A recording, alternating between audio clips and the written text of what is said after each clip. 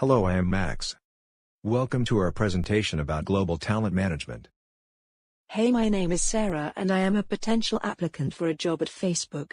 For that, I would like to know more about the global talent management at Facebook. Hi, my name is Andrew and I will be your moderator for today. Hey there. Hey.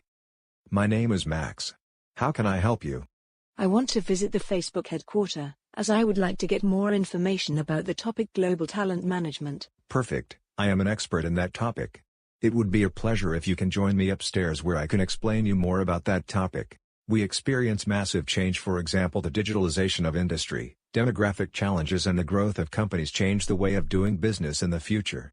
For instance, the workforces became larger and more diverse as well as more educated. These changes have led to a new way of managing workforces on a global basis.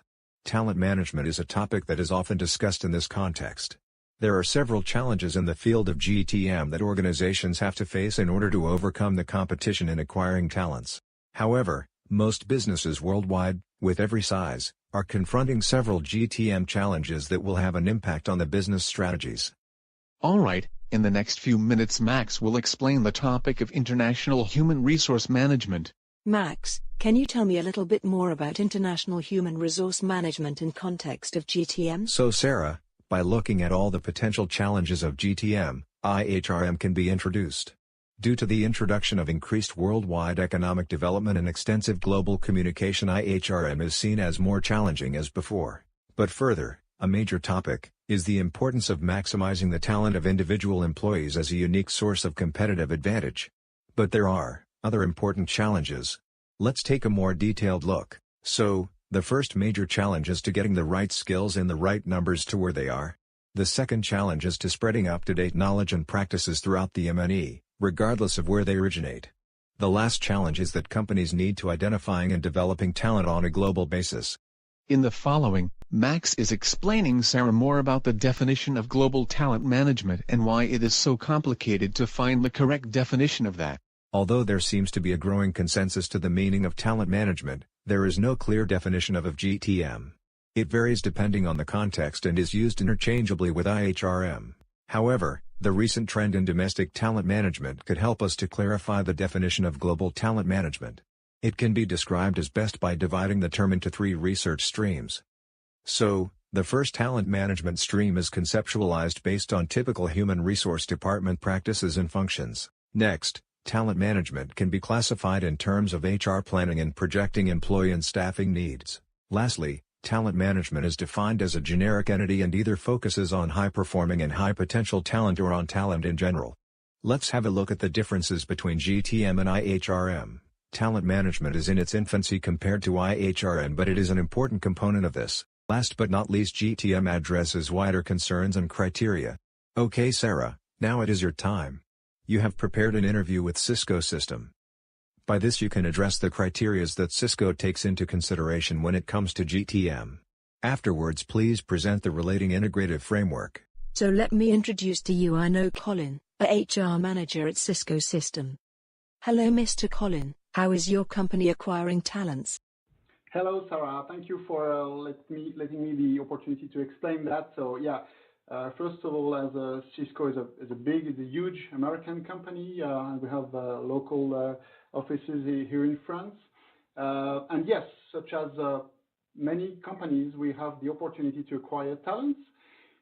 Just to explain you, we have different ways of doing so. We have the, let's call the classical way of doing so, the way of acquiring people coming from other companies, from the competition, but also coming from partners or even the market, globally speaking. These people most often have many experience. They have several years of experience. And why do we acquire these kind of people is often to make them coming into Cisco with their own skills, their own experience, and they can be up and running as soon as they get into the company. So it's for Cisco a way to accelerate the go-to-market, to address the market. So it's the very classical way of doing things. On the other hand, we have a special program for new talents. especially young people just after their studies. This program is called the CSAP, Cisco Sales, I don't remember, Cisco Sales Associate Program, sorry, which is dedicated for young talents, young people that just finished their study. The idea is to detect these young people leaving the studies or having just 1 or 2 maximum years of experience. And the idea is to get them into a special program where they can be onboarded for around 12 months.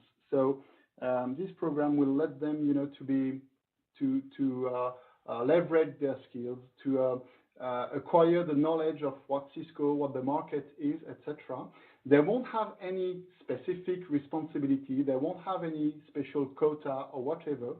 The only thing is they have to grow within this year. They have to progress in terms of acquiring skills, being better every single day. At the end of this year, of this 1-year training program, they will go into the field or into the company having specific responsibility. And at this time, these newcomers will be the special talent because they will be trained in a Cisco mode. So we can imagine that in a time frame of 3 to 5 years, they will grow very fast. They will bring many new ideas. They will have a specific behavior to transform and to change the company. So we are we do love having new hires that are very young, that are millennials in the company in order to make the future of Cisco. Thank you, Sarah. All right. Thank you very much. Now, as we heard a real-world example, I want to dive now more in detail into the GTM challenges by going through the integrative framework. These exogenous key drivers of GTM are based on coercive isomorphism. They represent forces that are beyond management's control and can create challenges for the organization's IHRM. You have 3 main exogenous drivers: globalization, demographics, and demand and supply gap. Firstly, concerning globalization, we can observe a migration of talent between countries. Then, regarding demographics, we can notice that workforces are really moving nowadays and better talents are recognizable for very young and very old workers. Finally, in terms of demand and supply gap, we know that employees have difficulties to position themselves due to the lack of suitable talent available in their markets. Now, in the context of institutional theory, endogenous drivers are based on mimetic isomorphism. Those refer to forces or drivers that are internal to the firm, including competitive or strategic position, headquarters international orientation, organizational structure, and workforce capability. 3 major drivers emerged: regioncentrism, international strategic alliances, required competencies. Concerning regioncentrism, GTM challenges are region and industry specific. Therefore, organizations customize IHRM activities, and current global economic conditions may have an impact on how companies struggle with the availability of talents. Then, regarding international strategic alliances, studies have shown that challenges in the retention of top talents results in a positive upshift. Most of the companies use talent rating in order to hire employees and have a staffing system that can select talents. Furthermore, required competencies includes basic education and communication skills. The list of required talent skills can be applied for mostly all jobs and are difficult to define. Moreover, we define workers whom acquires special skills as knowledge workers. As we now looked at the challenging drivers in global talent management, I want to focus on the GTM system in general with its possible IHRM activities that M&Es can consider. First, attracting talents means that the HR reputation is attracting individuals by their reputation and other career options. Second, developing. It is important which attributes and competencies have the need to develop further, as one might need different skills for each position. Third, IHRM activity is the talent retaining phase. In theory, it focuses on reducing repatriate turnover and increasing employee engagement. Additionally, research on employee engagement has examined how and why increased levels of engagement in global firms promotes retention of talent, fosters customer loyalty, and improves organizational performance and stakeholder value.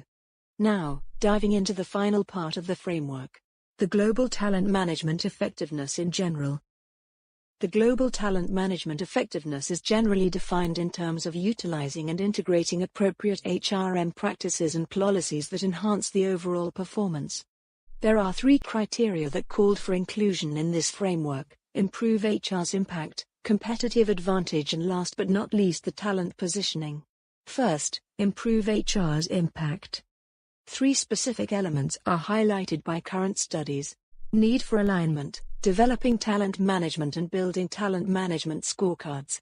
Activities as recruiting, selecting, are in comparison to traditional HR activities not focused as much as they should do. Additionally, firms are not tightly aligned on capabilities and competencies.